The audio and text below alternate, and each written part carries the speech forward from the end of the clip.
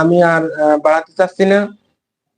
আর ভাই কি লিখেছে, ওষুধ ছাড়া ঘরোয়া উপায়। ও ঠিক আছে, ঔষধ ছাড়া ঘরোয়া উপায় অবশ্যই আপনি খুব মূল্যবান একটি পরামর্শ দিয়েছেন।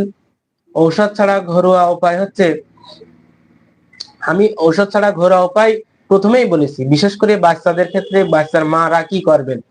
হ্যাঁ, যে আপনার ঠান্ডা, কাশি, নিউমোনিয়া কিংবা পেটে মুচড়ামুচড়ি করা বা ঘন ঘন পায়খানা হওয়া কিংবা ভুসকা ভুসকা পায়খানা হওয়া, এর পিছনে কিন্তু এই বাচ্চা কোনো জড়িত নয়। এর সাথে জড়িত যারা লালন পালন করে কিংবা বাচ্চার মা, তাদেরকেই কিন্তু সচেতন বেশি হতে হবে।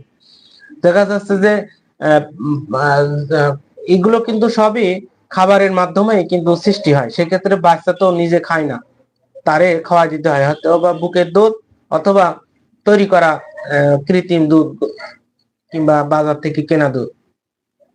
তৈরি করার সময় খুব